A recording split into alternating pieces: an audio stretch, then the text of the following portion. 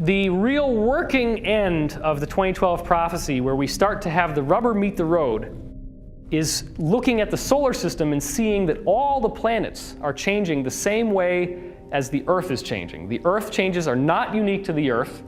They are a universal phenomenon throughout the solar system. When we start to look behind the veil, the hidden reality that we have, and we start seeing a deeper truth of ourselves and a deeper truth of what it means to be human on this planet, we come into contact with a body of information that has been kept secret for thousands and thousands of years. And the reason why is that with this information comes the potential for what is called apotheosis. Apotheosis means human becomes God. The people who are in power believe themselves to be gods. They have inherited an ancient tradition which encourages the practice of developing your own spiritual and intuitive faculty to a much, much greater level than most people ever do. And they have a variety of practices, very distinct practices, which are engineered to awaken your psychic center.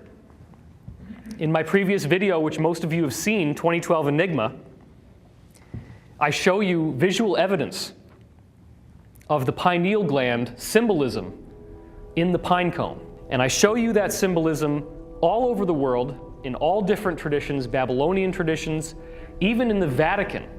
The largest statue in the square, which is called the Court of the Pine Cone, it's huge. It dwarfs the size of a human being. Why would you put a pine cone on a big statue? Why did Jesus say in the Bible, "If thine eye be single, then thy body will be full of light"? If your eye is single, what does he mean by that? Does that mean that if somebody pokes your eye out that you're going to suddenly start glowing? No. Now, there is a whole religious conspiracy going on that says that Jesus never existed, that it was all a bunch of extrapolations based on various historical figures, then consolidated into what we now call the New Testament. And I would propose that it is impossible for such an outrageously enduring legend that so many people followed with such passion to have been concocted by some sort of mishmash of lesser spiritual figures who were all consolidated together. I do believe that these events happened. I do believe they've also been greatly misunderstood. When you see the greater reality that I am going to share with you in this presentation, you come to an understanding that your DNA did not randomly evolve on this planet. Your DNA is an energy pattern that exists throughout the entire cosmos. And that energy pattern is a wave. The ancients built the Great Pyramid as a focalizing device to harness that energy. I am proposing that the energy that makes your DNA takes natural materials that are all around, just molecules and atoms in space. It takes those atoms and molecules and it intelligently arranges them together to form the DNA molecule. Now, if that is true, then it means that everyone here in this room is created by an intelligent energy field. The center of the Milky Way galaxy is also a torsion field generator. Spherical torsion waves slowly expand away from the center, passing through stars and planets as they go along. As the solar system is impacted by these torsion fields, it charges up with energy, causing massive effects on the star and its planets, influencing them to become brighter, hotter, and more magnetic. These waves also have a stimulating and programming effect on the DNA molecule, ultimately rewriting the code of every life form on the planet. You now have just found the zone in which science and religion come together, in which you no longer have to take on arbitrary promises about there being a hereafter. Now you have proof that who you are and what makes you who you are came from something that is not physical, something that is vastly more intelligent and complex than we had ever imagined, and something that has been known about for quite a long time. There is no difference between biological life and inanimate matter except for the sophistication with which the energy that makes that matter is flowing. The rocks that make the pyramid are made of the same stuff that spirals in to make your DNA. It's just that the DNA is a much more intelligently spiraled version of that same energy, whereas the rock doesn't have as much structure.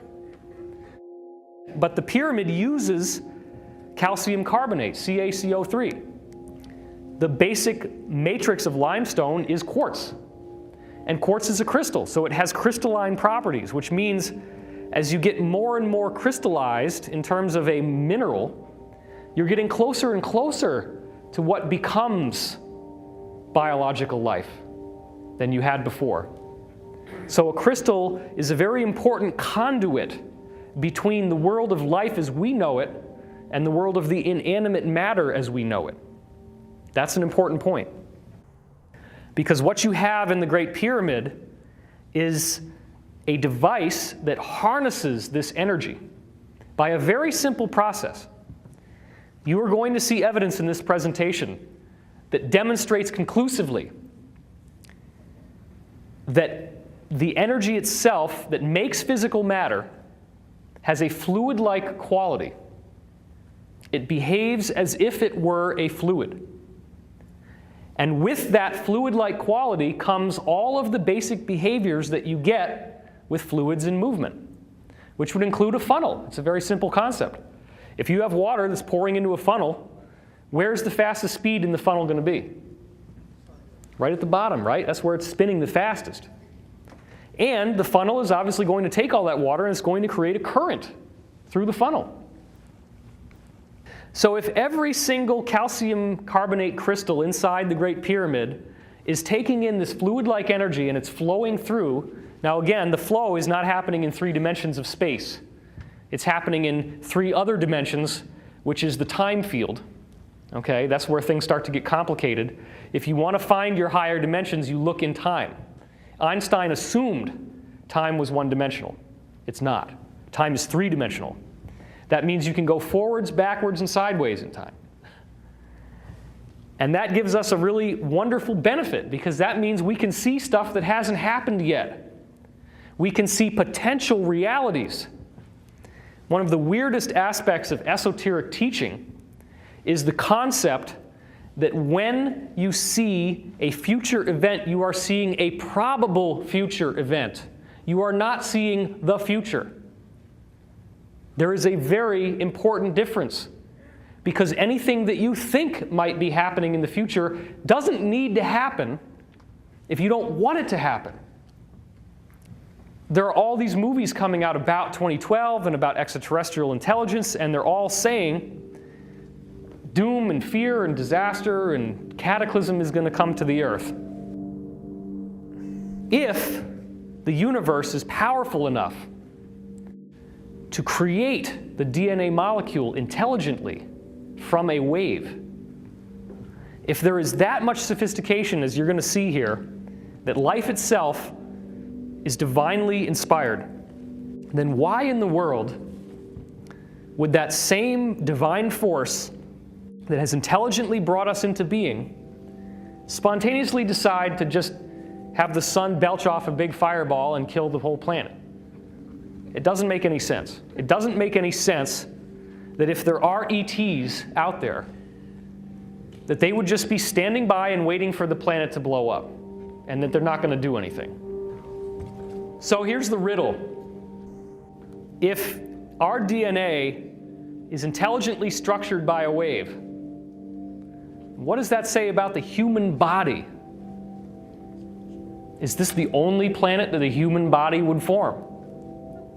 Or is the human body a design whose purpose is to express consciousness on a planet like the Earth. And if that were true, then what does that say about human beings that could be visiting us right now? I got news for you. I met Sergeant Clifford Stone in person. Sergeant Clifford Stone is a whistleblower who worked in significantly classified top secret projects for our military and government.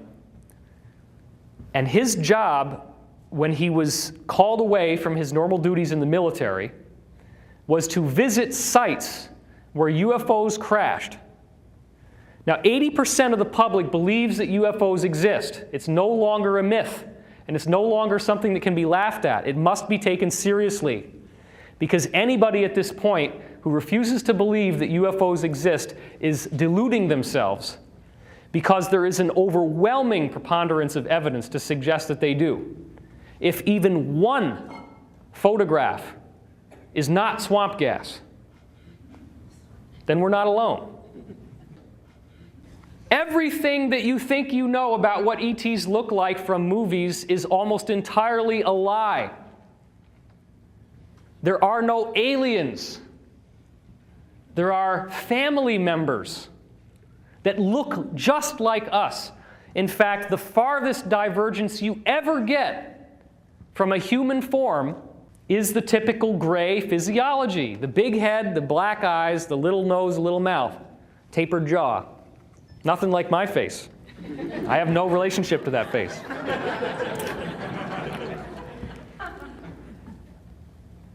Most people are still wrestling with the question of whether these saucers even exist.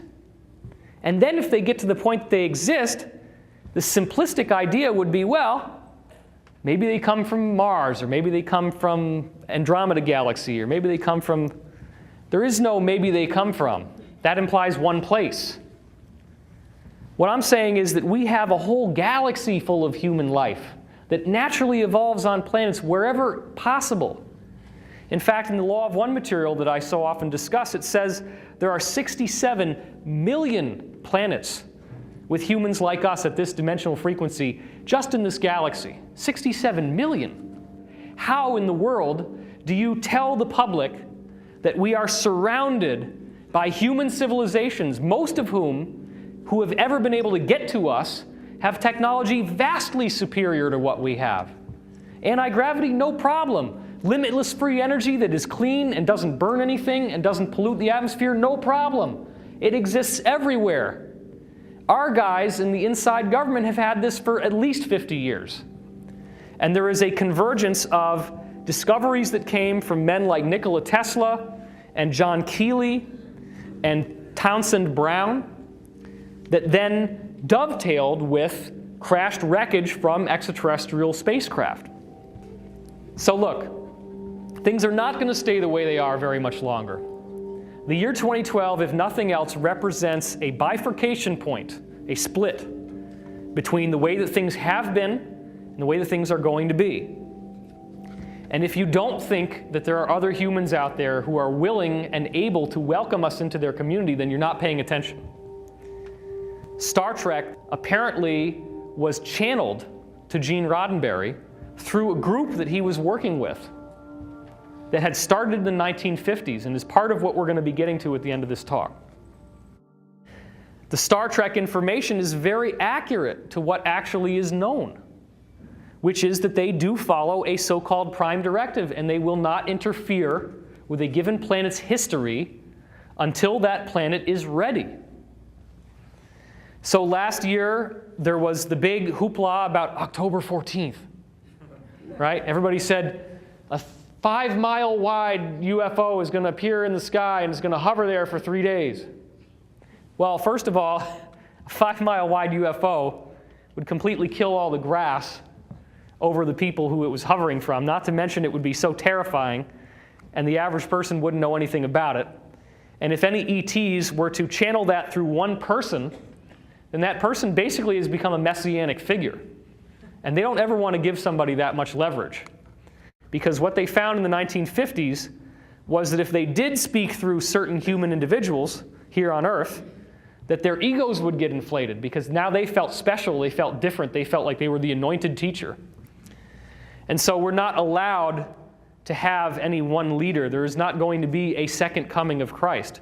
However, the Casey readings, one of many sources we're going to be discussing, are adamant in saying that the second coming of Christ is you. It's all of us. It is the awakening of the Christ principle in humanity. And I'm not trying to force Christianity down your throat. In fact, I'm going to give you some very important information here. Every single ancient tradition in history has documented records of angels and gods. The angels look like human beings, but they glow, they can levitate, they can read your mind, they can teleport from one place to another, they can manifest objects out of thin air, they can create manna from heaven. They have abilities that we would consider to be godlike. And every culture has these human extraterrestrials in their heritage.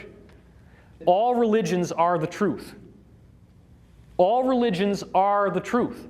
All religions have everything you need to follow the way of God, if that's what you want to call it.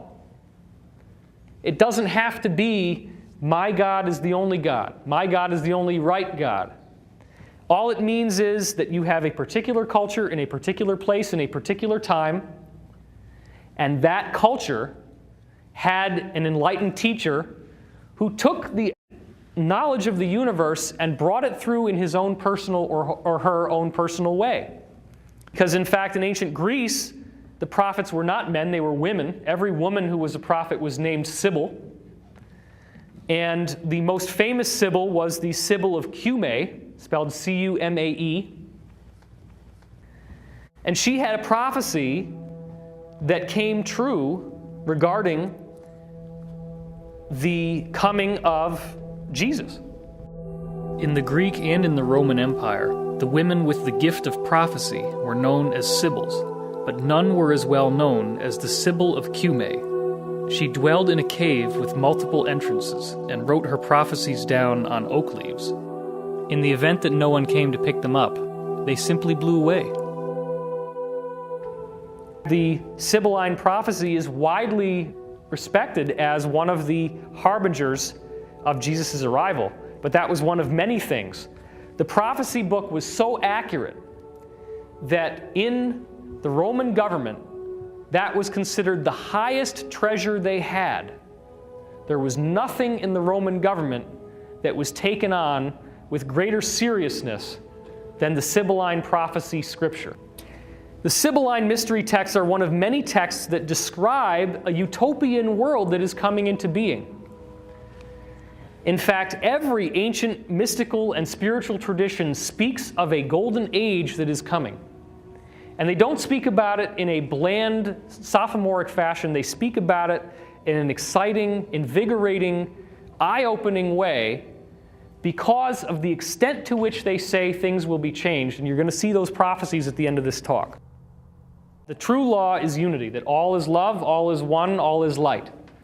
But the first distortion of that law, the first spin that you have to look at as soon as you grasp that the universe is love, is the free will principle. And what that means is that there's only one of us here, there's only one being, but the greatest gift that that being has given us is the opportunity to discover that we are one with it in our own way, without anybody telling us what to believe or what to do or how to think. It simply is. It's our path, and we can do anything we want. We have the free will. If we start infringing on someone else's free will, it is a design of the universe that whatever we measure out to others will be measured back to ourselves. That's karma. So yes, you can practice the negative path if you want to. You can infringe on other people's free will. You can manipulate them, you can lie to them, you can control them, you can steal their money, you can leave them unemployed and homeless and hungry. But you will be stolen from, lied to, manipulated, controlled, beaten, abused, raped. And you have to be.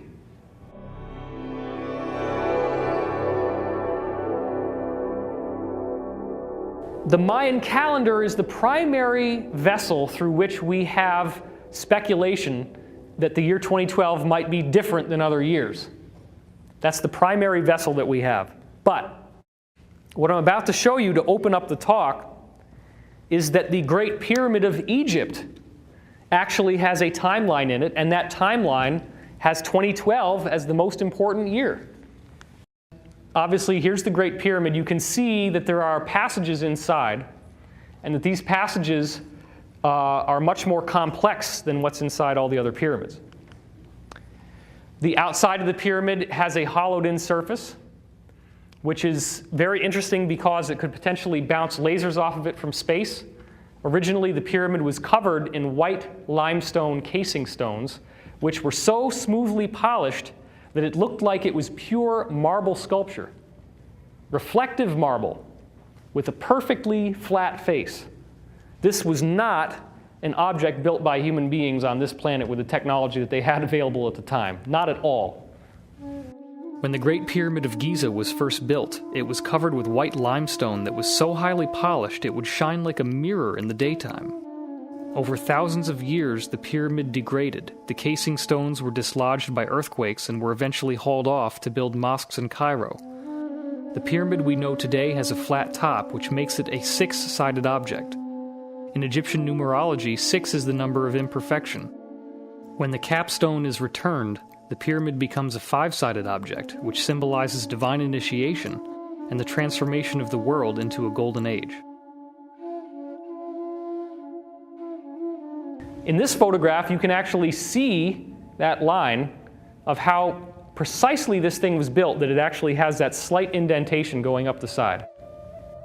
I want you to pay special attention to what are called the scored lines right here, because what we have is the fixation of a timeline.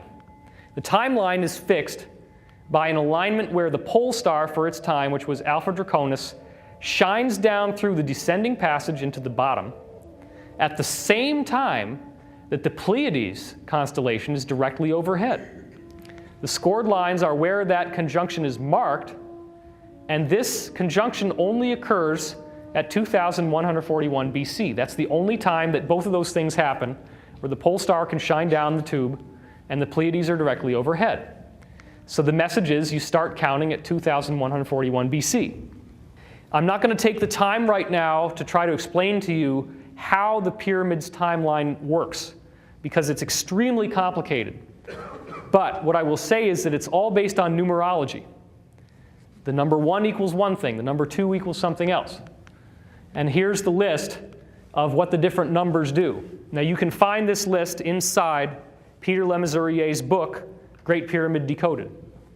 What you'll see is that there's enough information in the different numerals and what they mean that it is possible to encode very complex messages that basically can say anything you need them to say, just using mathematical measurements. Measurements that are very simple, measurements that can be repeatable. In the Great Pyramid texts, there are actual texts associated with the Great Pyramid. They give you all these numerical meanings. So they give you the code. You actually have the legend that tells you how to read the map. Here they're doing a variety of tests of the numbers because you want to multiply numbers together, subtract numbers from each other, etc. And if one number means one thing and another number means something else, and then you subtract, the act of subtraction means you're taking something away. So that the subtraction becomes part of the message. Addition means you're adding to, subtraction means you're taking away from, multiplication means you are multiplying the effect of. So mathematics becomes a language. This is a full diagram of the various passages in the Great Pyramid. And the one that we're particularly interested in is the King's Chamber, because what we will see is that the pyramid timeline counts 1 inch, which is an Egyptian inch, not a regular English inch, slightly smaller. 1 inch equals 1 year. Now, the guy who wrote the book, Peter Lemaisurrier, continues to use that system right up until the so-called Great Step. And he believes that the timeline should be changed when you get to this area of the timeline because, he says, at that point, it just doesn't make any sense that events would be happening so fast in time. that so many things would happen that are so profound and amazing in such a short period of time? Why not? Why not? What kind of arbitrary decision has been made to strip the timeline of the possibility that things could happen so fast? This is important because the descending passage is the one we look at first. And you can see the dates of the timeline here, AD 1440, 1521. And Le Mesurier ties in these dates to some very interesting historical stuff. Obviously, summer of AD 1914 is the exact time that we went into World War I, that war to end all wars.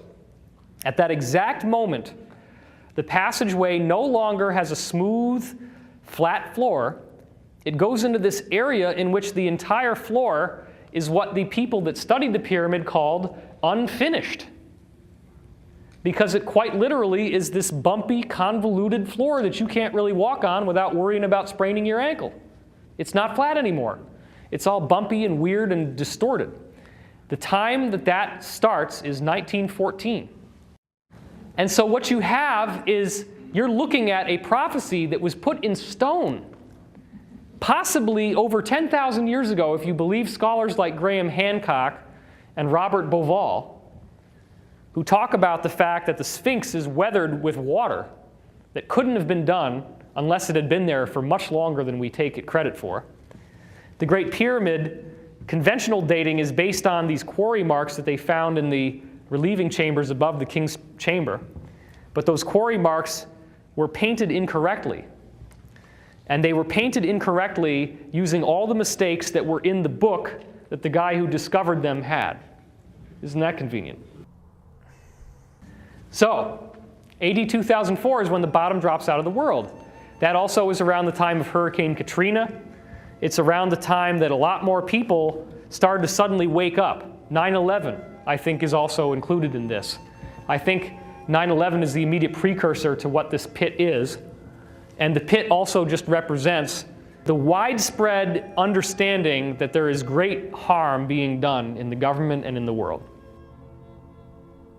The Great Pyramid talks about 3 different paths that people take depending on where they're going.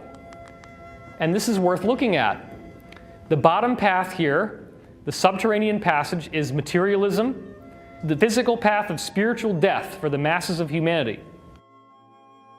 2004, again, this book is from the 70s, shows that that's when we hit bottom. It's the ending of what happens in the beginning at 1914, which is the beginning of World War I, in which mechanized warfare allowed for much, much larger death than had ever been possible before.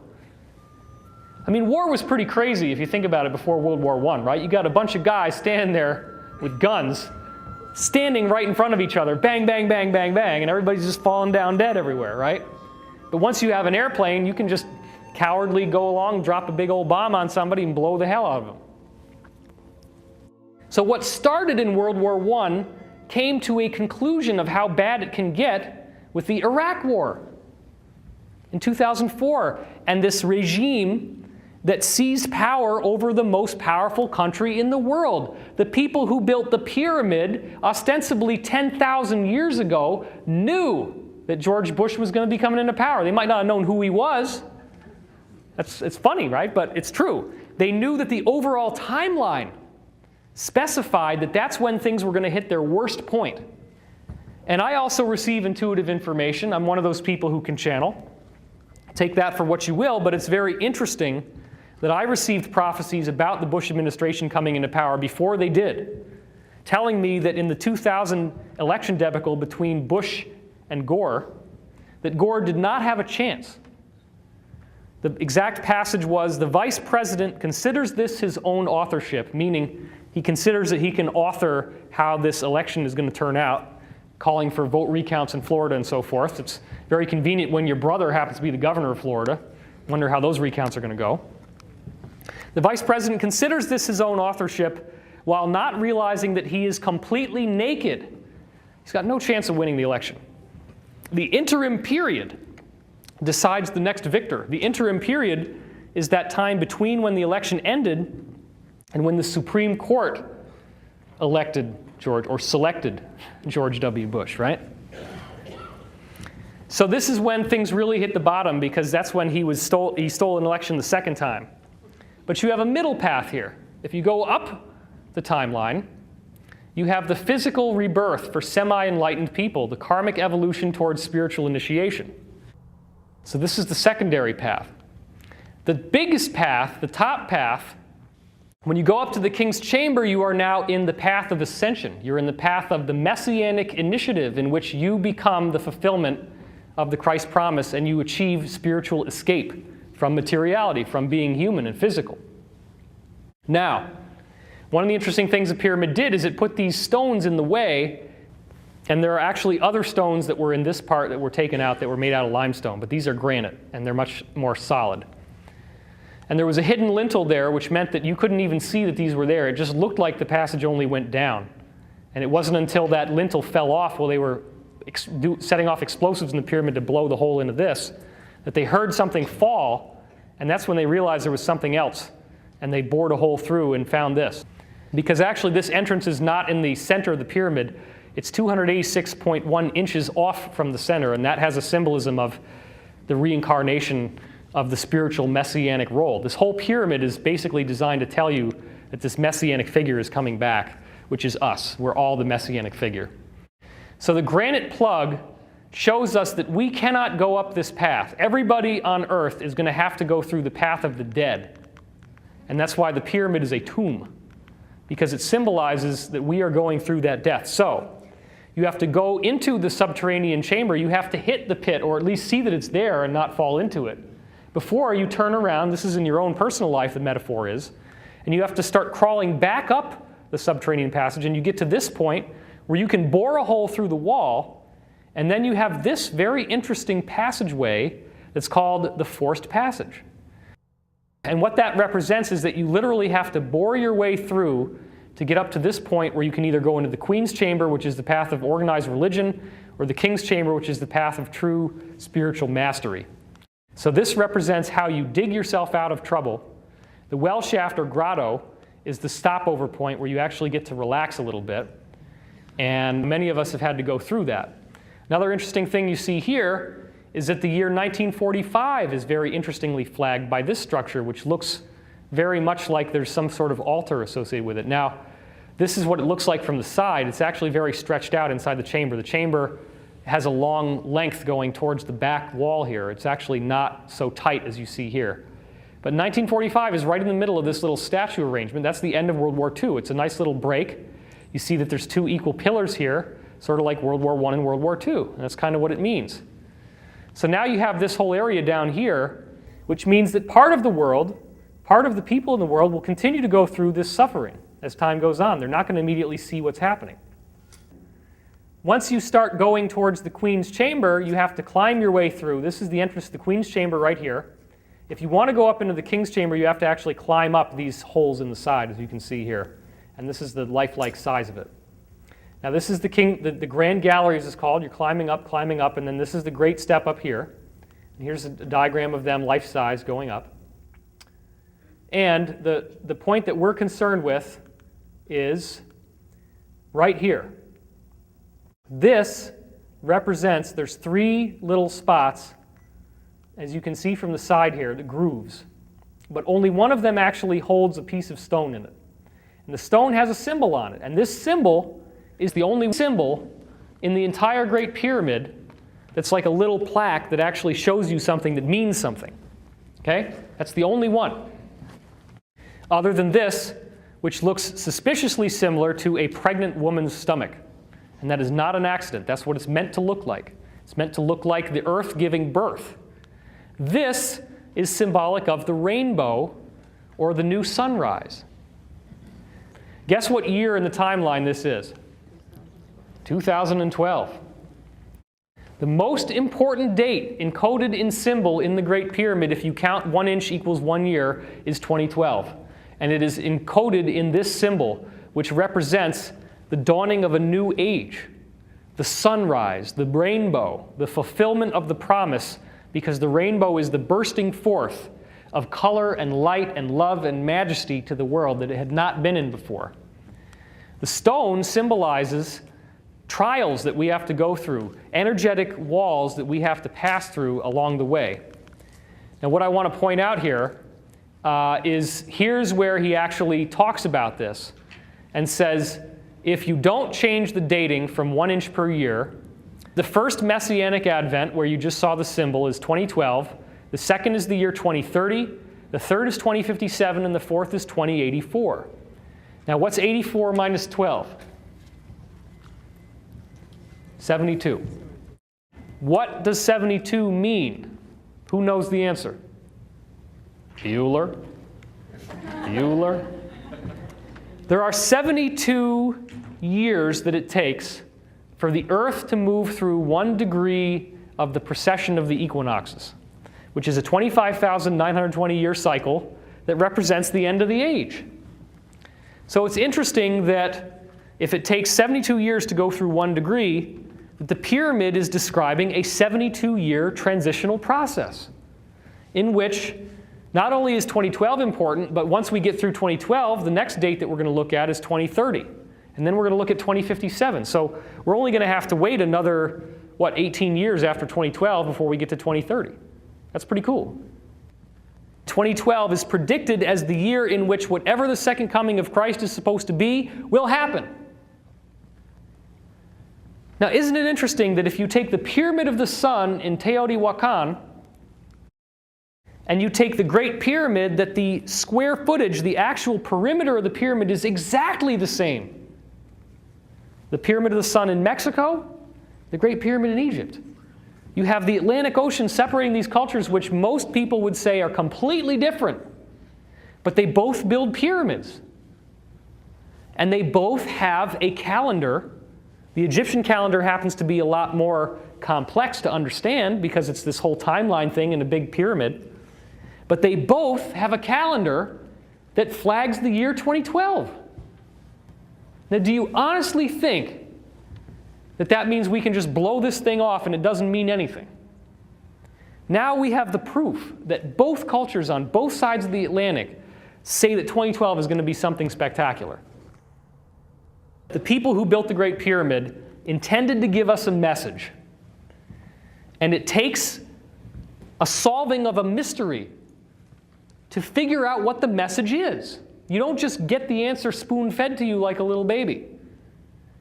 If that was all it was, then it wouldn't involve the free will principle I was talking about. The free will principle is what allows us to have something to strive for. The free will principle is what makes us have to search for the information. And that's why this is cool, because this is an investigation. It's an ongoing investigation. You guys are dipping into the investigation while it's still in progress. I might find something else later on that's going to be really cool, and then I'm going to have to change the whole presentation around and work that in, and I do that all the time. The interesting aspect of how I fit in, for those of you who haven't seen this before, is that there is a remarkable similarity between myself and the historical figure Edgar Cayce, who was a 20th century mystic and psychic, who could be given someone's name and address, and through nothing else but that information, he was able to give their medical problems and a treatment without knowing anything about them. All he knows is their name and address, and they sit down in their house, thousands of miles away, potentially.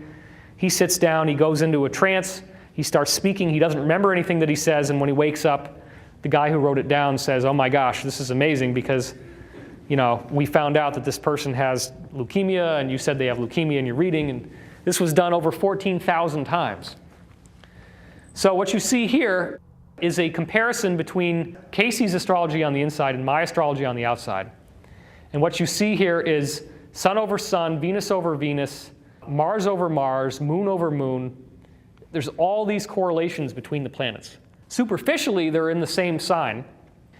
You can see that the probability just of hitting the same sign, Pisces, Taurus, Capricorn, year of the ox, the same year of the Chinese zodiac, 1 out of 12, and the moon in the same degree, 1 out of 360. The likelihood of all this happening by chance is really, really unusual, especially because the only time that you get this close of an alignment with Cayce's birth planets, it only happens once in 127 years after he dies, which happens to be the exact time that I was born. It's a coincidence. And of course, there wouldn't be any facial similarity. That would be too obvious. So we can't give you that. You guys have probably seen this before, most of you, but obviously there's a tremendous facial similarity. You can see an extraordinary likeness. In fact, many people have said it's like the same guy, just put on a hat. And in Zurich, somebody actually gave me a bowler hat, and I recreated the famous slack-jawed pose. So, okay, 2012. Now you know that the Great Pyramid is talking about it. Now you know that the Mayan calendar is talking about it. You also may know that the zodiac has ages. The age of Aquarius, right? When does the age of Aquarius come in? 2012. And that's been calculated based on constellations in the sky by mainstream astronomers. So now you have a third correlation. Ages of the zodiac, the Great Pyramid timeline, and the end of the Mayan calendar all say the age of Aquarius, the shift of the ages, 2012, buckle your seatbelt. Something's going to happen. Something very cool and wonderful is going to happen. If you're scared, it's because you haven't solved the mystery. You don't even know that it's a mystery. The fear is what gets you looking for something that will make you not scared. Is this another ordinary time in history? Is there any scientific credibility to the idea that this is not just another year, but that there's something going on? Well, first of all, we're learning more and more about the idea that we are not alone in the universe. The most recent disclosures from mainstream media, this is February of this year, said that there could be 100 billion Earth-like planets in our galaxy alone. Scientists are changing their tune. They're not talking the way they used to talk anymore. Remember in the old days where they're like, and I say old days, I mean only, 5 years ago? Well, we don't know if any other star has a planet around it. Maybe they got big gas giants like Jupiter, but we don't really know. Well, now we've had so many advances in looking at the planets with telescopes and such that we know that there are planets everywhere, that most stars do have planets. And now they're calculating that there could be 100 billion planets like the Earth. So that becomes a lot easier to conceptualize the idea that there's extraterrestrial life. The galaxy may be full of Earths and alien life, this is CNN.com. Here's another 100 billion Earth-like planets in the galaxy alone. Here's another recent discovery that's very interesting. All blue-eyed people can be traced back to one ancestor who lived 10,000 years ago near the Black Sea. Guess what, guys? The white skin, the white people, if you will, are the most recent extraterrestrial DNA to come to the planet. Not the only, because hardly anybody on this planet is indigenous human, according to the traditions that we've encountered. But the most recent ET influx is white-skinned people. Everybody with blue eyes can be traced back to one single ancestor. Now, the Casey reading said that Edgar in his past life in Atlantis was known as Ra-Ta, that he was the guy who helped design and build the Great Pyramid with the cooperation of an extraterrestrial group called Ra, and that the reason why he was able to do all these magical things like channeling and being able to find out where to build the pyramid and being able to hear the words was that he was a hybrid. His mother was impregnated by a human extraterrestrial that had white skin. They'd never seen white-skinned people on Earth before.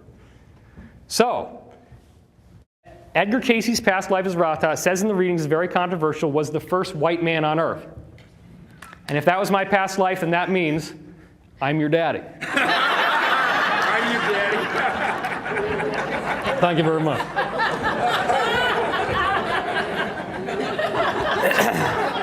You have to be able to laugh at yourself. I mean, it's ludicrous for me to say that I was somebody else, and I don't. All I know is that there's a facial similarity. You can't deny that, okay? You can't deny that. You can't deny that there's an astrological similarity. Those are facts. You can't deny that I also have done readings like he did, and you can't deny that I put readings online that predicted events that happened in the future that actually came true, okay? And the Casey readings did predict that he would come back, and they said that he would be more like Ra-Ta than he was like Edgar. And Ra-Ta created a hall of records in which all the knowledge of Atlantis was put together for future races to use, for future people on Earth to use. The hall of records is accessed telepathically. And so what I've been doing is basically downloading the information from the hall of records that I knew back then and putting it together, and that's why we have information that's unlike anything else that you've seen, because it's all remembering. So the most powerful people in the world took the teachings that Edgar's past life as Rata helped to create and contorted it into a negative purpose. And so not only am I the daddy of all the white people, I'm also the father of the Illuminati. Yeah, that's really nice. Thanks for that, karma. The Illuminati have a tradition about a great prophet who they said was killed for his beliefs, and that he's the founder of all their spiritual teaching, and that legend that they teach in the very high levels of the Illuminati is identical to the Rata story. Okay? And they apparently inherited a prophecy that said that he was going to come back and help usher in a golden age, which they call the New World Order. Novus Ordo Seclorum, it's on the bottom. And that what they did is they inherited a positive prophecy about one of what the Casey reading said would be a team of liberators who would help change the planet. A team, not one person. All this stuff about one guy coming in and doing all this stuff is not true. The Great Pyramid speaks of Jesus coming in and speaks of him in very positive terms, but it also says this is a universal event for humanity's entire history. So it's not just about one religion, it's about something that benefits everyone. This time that we're in is a time of change, and it's a time in which we all get to experience that change together. We're all in this together, and each one of you are one of those liberators. If you're watching this video on the internet, or if you're in this room with me right now actually seeing this live, you are one of those people who has been charged with a responsibility to share what you know with the people. And yes, just like has happened to me, somebody is going to call you the Antichrist. It happened to you, apparently. Somebody is going to call you a Messiah. And that's not true either, because we're all here together to work on this stuff. There is no one savior figure per se. Can I get an amen on that? All right. Look, the purpose is for us to come together and to find commonality between us. So the real working end of the 2012 prophecy, where we start to have the rubber meet the road, is looking at the solar system and seeing that all the planets are changing the same way as the Earth is changing. The Earth changes are not unique to the Earth. They are a universal phenomenon throughout the solar system. That's called interplanetary climate change. That's one of the things we're going to be talking about.